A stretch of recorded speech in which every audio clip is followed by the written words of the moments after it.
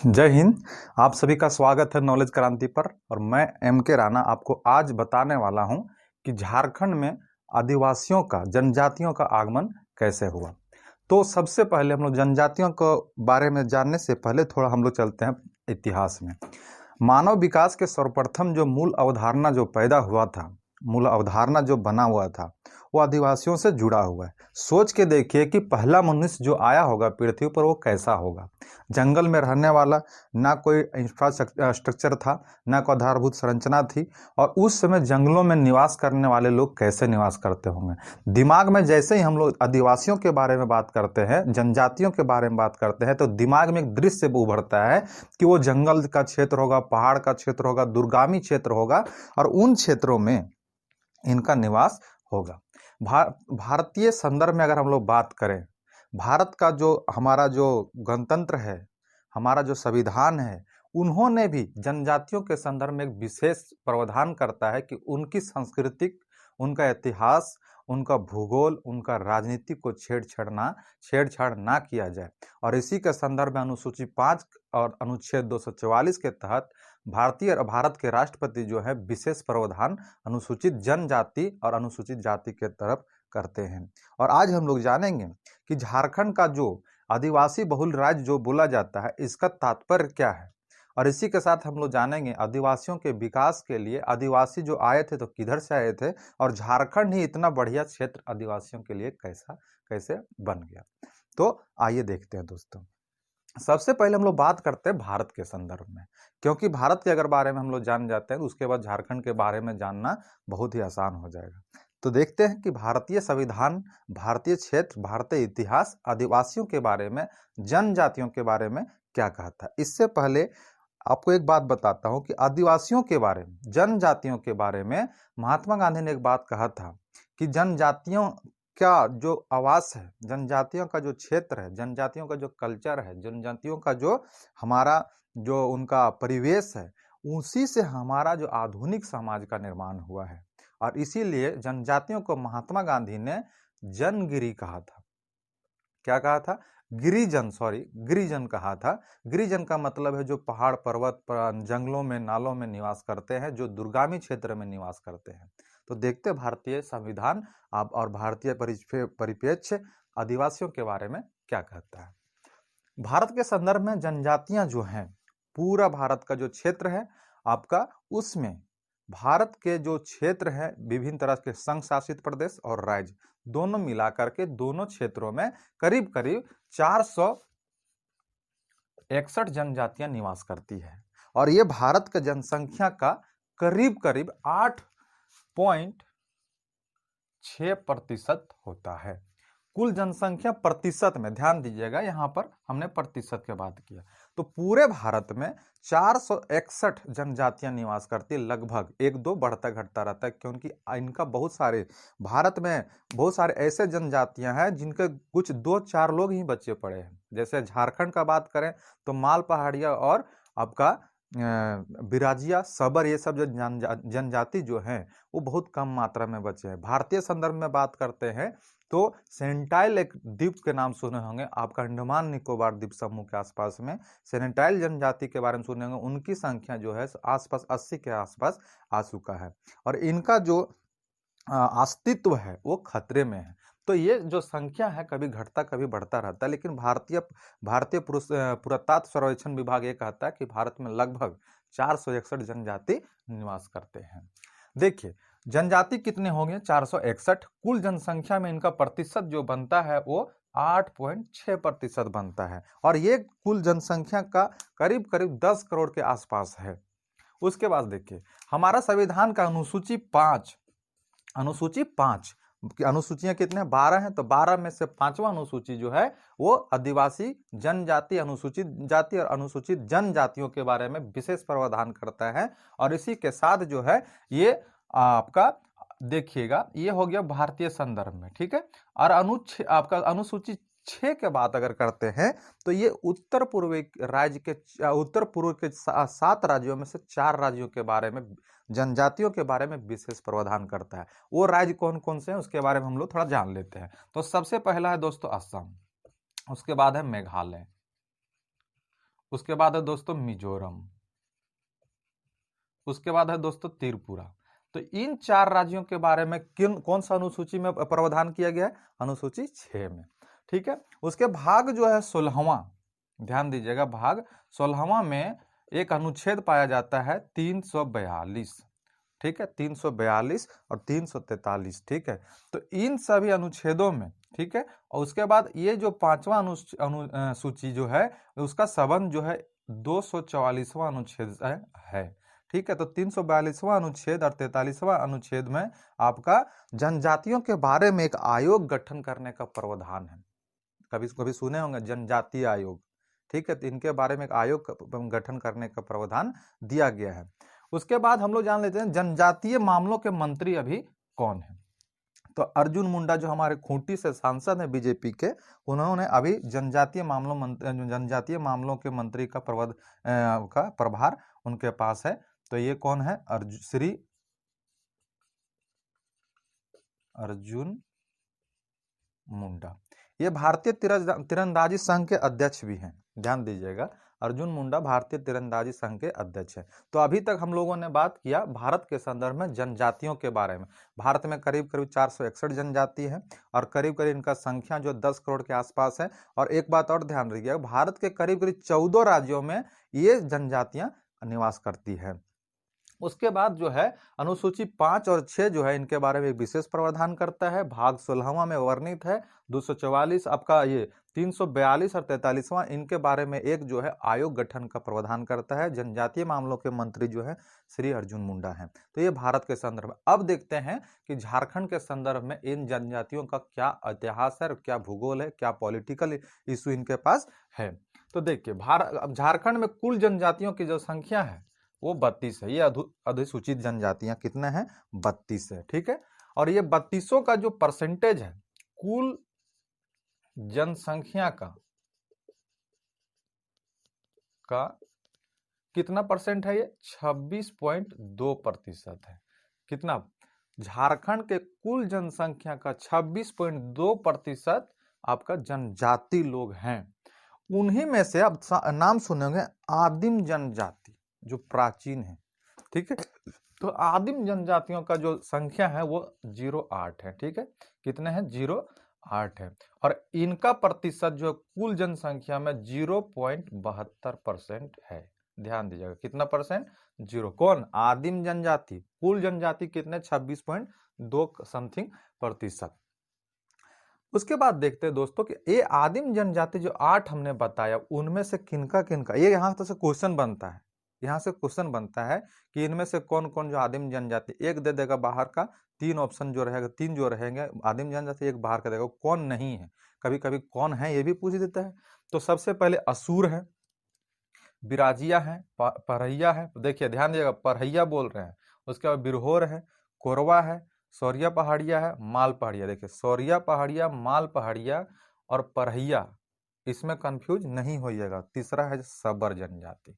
तो ये 8 जो हुए वो आदिम जनजाति के बारे में आदिम जनजाति में आते हैं, और 24 जो बच गए वो अनुसूचित जनजाति में आते हैं। उसके बाद देखिए यहां से क्वेश्चन आता है, क्वेश्चन है कि आगमन कैसे कैसे हुआ, झारखंड में आदिवासियों का आगमन कैसे कैसे हुआ। तो सबसे प्राचीन जनजाति का नाम जो आता है वो है असुर। सबसे प्राचीन जनजाति अगर पूछेगा झारखंड के सबसे प्राचीन जनजाति कौन है, तो वो है असुर। ध्यान दीजिएगा, ध्यान देने वाली बात है कि असुर के बारे में आपको हम पहले बताए थे कि नवपाषाण काल में आपका असुर, बिराजिया, बिरहोर ये सब जो थे ये धातु निर्माता थे। धातुओं को गला करके इन्होंने क्या किया, औजार बनाया। इनके औजार जो थे इराक तक बिकते थे। तो ये जो आपका असुर, बिराजिया, खड़िया, ये सब जो जनजाति हैं ये प्राचीन है। और सबसे पहले कौन आए थे? असुर जनजाति आए थे झारखंड में। फिर बिराजिया आए, देखिए हम क्रम में लिखे हुए हैं। असुर आया, बिराजिया आया, खड़िया आया, बिरहोर आया, कोरवा आया, उसके बाद मुंडा आया, उसके बाद उरांव आया। ठीक है, उरांव आया, मुंडा आया, उसके बाद उरांव आया, उसके बाद बहुत सारे जनजातियां धीरे धीरे आने लगे। तो आपको ध्यान देगा कि बोलेगा इनमें से कौन प्राचीन आदिवासी जनजाति पहले आए थे, तो सबसे पहले असुर आए थे, फिर बिराजिया, खड़िया, ये सब आए। इन्होंने क्या किया था पहले दोस्तों, ताम्र का जो अयस्क था उससे तांबा बनाए। फिर कांस्य युग जब आया तो इन्होंने 80% तांबा और 20% टीना मिला के कांसा बना दिया। फिर लौह नवपाषाण में जब इन्होंने क्या किया कि लौह निर्माता बन गया। आयुर्वेदिक काल तक इन्होंने लोहा का काम किया। ठीक है, तो हमने किसका काम बताया आपको, असुरों के बारे में, बिराजिया के बारे में। यहाँ थोड़ा सा असुर के बारे में हम बता देते हैं कि असुर जो थे वो भवन निर्माता भी, बहुत कुशल भवन निर्माता थे, औजार बनाते थे। तो ये प्राचीन जनजाति थे। बिराजिया वगैरह इनके साथ में थे, बिरहोर भी इनके साथ में थे। उसके कोरवा जो जनजाति एक नया करके आए थे मध्य, देखिए मुंडाओं और इन लोगों के बीच में कौन यहाँ पर प्रवेश किया था, कोरवा जनजाति। मुंडाओं ने, कहा जाता है कि मुंडा जो थे वो तिब्बत से आए थे। कहाँ से आए थे, तिब्बत से। ठीक है, ये तिब्बत से आए थे। तिब्बत किधर पड़ता है, भारत के नॉर्थ साइड में पड़ता है। उन्होंने उधर से निवास किया, रोहतासगढ़ होते हुए इन्होंने बिहार का जो क्षेत्र अभी है उधर क्या किया, इन्होंने निवास किया। लेकिन खरवारों हो और अन्य जनजाति जो थे उनके विरोध के कारण आ करके इन्होंने छोटा नागपुर के इलाका में अपना निवास स्थापित कर लिया। इन्होंने, आपका मुंडाओं ने। ठीक है, तो मुंडा लोग जो थे किधर से आए थे, कभी कभी नाम सुनते होंगे कि 1000 ईसा पूर्व के आसपास ये जनजाति आपका निवास किए थे। देखिएगा, ध्यान दीजिएगा, ये सभी जनजाति कब निवास किए थे, 1000 ईस्वी ईसा पूर्व के बीच में। ये ध्यान देने वाली टॉपिक है। ठीक है, उसके बाद ध्यान दीजिएगा कि ये हो गया मुंडा, तिब्बत वगैरह से आए थे।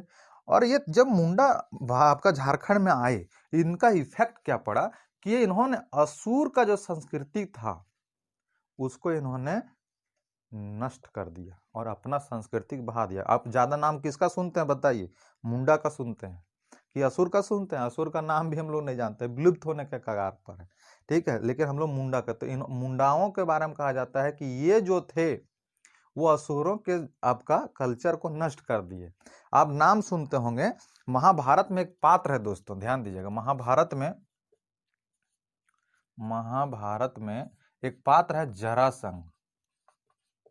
ठीक है, जरासंध एक ऐसा राजा था जो करीब करीब, उसका मान्यता था कि अगर 100 राजाओं को हम बंधक बना लिए तो पूरे भारतीय क्षेत्र का भारतीय सम्राट बन जाएगा। तो इन्होंने उस समय आपका महाभारत में जरासंध का जो क्षेत्र था वो झारखंड से संबंधित था। ठीक है, कहाँ से संबंधित था, झारखंड से। और कहा जाता है कि कौरवों के सेना में मुंडाओं ने भी हिस्सा लिया था। कौरवों की सेना में मुंडाओं ने भी हिस्सा लिया था। ये जो पॉइंट आपको बता रहे हैं खाली सुन लीजिएगा, आपको ज्यादा इंपॉर्टेंट क्या है, आगमन से प्राचीन जनजाति कौन है, यहाँ सब जनसंख्या में आपको हम बता चुके हैं। अभी जो नेक्स्ट हम वीडियोज करेंगे उसमें प्रत्येक ये 3200 जनजाति का अलग अलग वीडियो बनाएंगे। ठीक है, और उसमें आपको बताएंगे सबका डिटेल। अगर मुंडा है तो उसके बारे में पूरा, उसका शासन व्यवस्था, उसका कल्चर क्या है, उसका टोटेम क्या है, उनका विवाह का गोत्र क्या है, उनका जो युवा गिरा को क्या कहते हैं, इन सब का जो अलग अलग आपको वीडियो हम प्रोवाइड करवाएंगे। ठीक है, तो हम लोग मुंडा के बारे में क्या क्या पढ़ लिए, ये तिब्बत के क्षेत्र से आए थे, फिर उन्होंने बिहार में निवास किया, वहां से भगा दिया गया था, उत्तरी छोटा नागपुर में निवास कर गए। इन्होंने महाभारत में कौरवों की तरफ से लड़ाई लड़ा था। जरासंध का जो महाभारत का एक पात्र है वो आकर के झारखंड का क्षेत्र में वो करते थे। उसके बाद देखिए, ध्यान दीजिएगा, यहाँ एक आपका सौरिया पहाड़िया, माल पहाड़िया और एक जनजाति बाद में आया, उसका नाम है हो।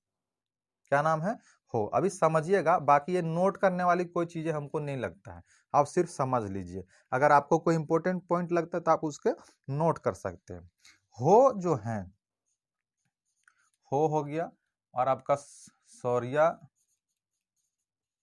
तथा माल पहाड़िया जो हैं, इन तीनों का जो इतिहास है, ठीक है, इतिहास जो भारतीय पुरातत्व सर्वेक्षण विभाग कहता है कि ये तीनों जनजाति, ये सारे जनजातियां किधर से प्रवेश किए थे भारत में, देखिए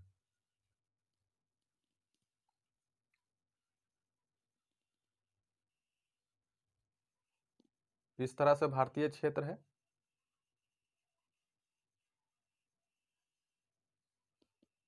ठीक है, अब देखिए, ये सभी जनजाति थे, इधर से निवास किए, कोई इधर से निवास किया, लेकिन ये तीन कौन, हो, सौरिया पहाड़िया, माल पहाड़िया जो थे, इधर से निवास किए, मतलब ये दक्षिण भारत से आए। इसका साक्ष्य क्यों मिलता है, ऐसा हम लोग क्यों जानते हैं? क्योंकि हो का जो भाषा कुड़ुक है, ठीक है, हो का जो भाषा, सॉरी उरांव का जो भाषा कुड़ुक है, हो के बारे में, सॉरी यहाँ पर हो लिख दिया है, उरांव होना चाहिए।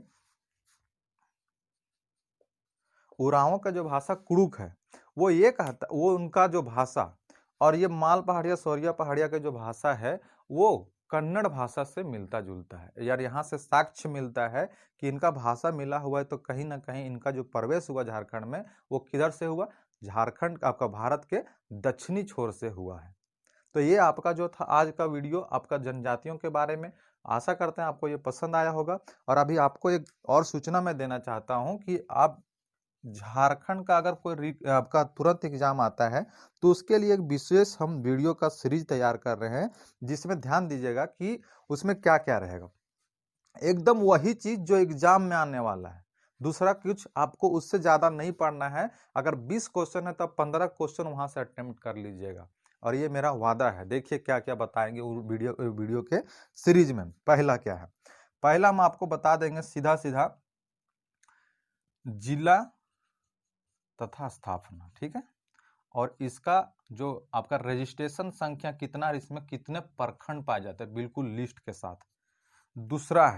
दूसरा है जितने झरने हैं झारखंड में, जितना झरना है, उसके बाद जितना गर्म जल कुंड है, ठीक है, उसके बाद तीसरा है जितने अभयारण्य हैं, ठीक है, अभयारण्य जितने हैं जो आपका, उसके बाद जो है आपका झारखंड नीति जितना, जैसा स्टार्टअप नीति है, पुनर्वास नीति है, उसके बाद क्रय नीति है, जितना नीतियां बना हुआ, करीब करीब 15-16 नीति बनाया हुआ है, तो उसके बारे में बता देंगे आपको, ठीक है। उसके बाद युवा गिरा, जनजातियों के युवा गिरा, उसके बाद जनजातियों का जो शादी होता है कौन सा होगा, किसको शादी को क्या कहते हैं, उसके बाद शासन व्यवस्था, ठीक है। उसके बाद आपको सीधा सीधा बता देंगे आपका नेक्स्ट में जा करके इनका जो कल्चर में आता है स्पेशल, कि इनका वाद्य यंत्र जो हो गया, ठीक है, उसके बाद हो गया आपका इनका नृत्य हो गया, नृत्य शैली हो गया, चित्र शैली हो गया, जैसे आपका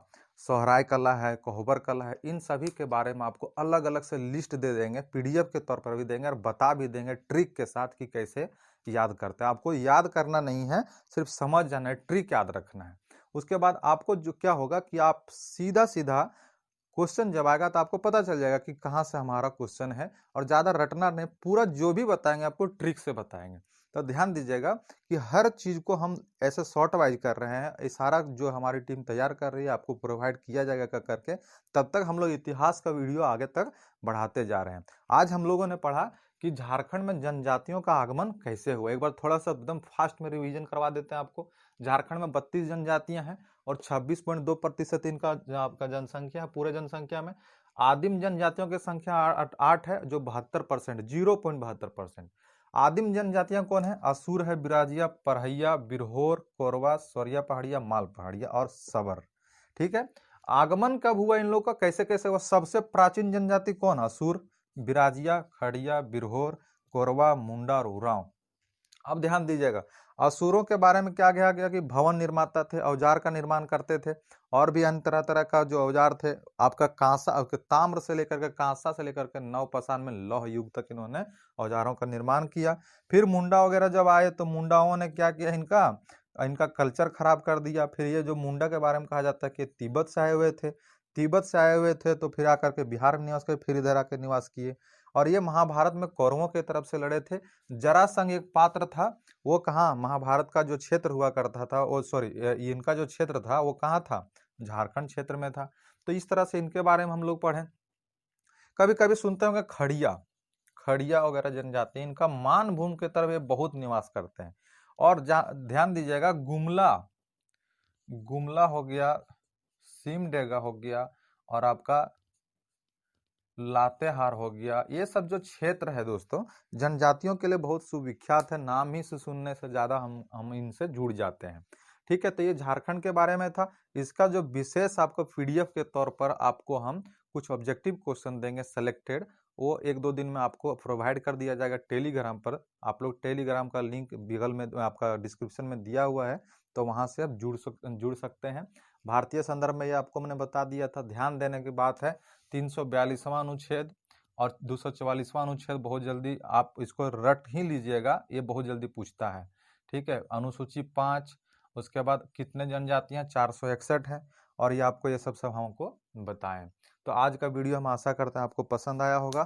तो मिलते हैं अगले वीडियो में। पूरा झारखंड का जो सिलेबस है आपको मैं ख़त्म करके रहूँगा और एग्ज़ाम से पहले ख़त्म करूँगा, और इसी के साथ आपको ऑब्जेक्टिव क्वेश्चन भी तैयार हो रहा है, सभी को PDF के तौर पर मिल जाएगा। तो आज के लिए बस इतना ही। नमस्कार, जय हिंद, जोहार। लगे रहिए, क्योंकि जहाँ पर कोशिश होती है वहाँ पर हार नहीं होती, कभी न कभी होगी तो जीत होगी। जय हिंद।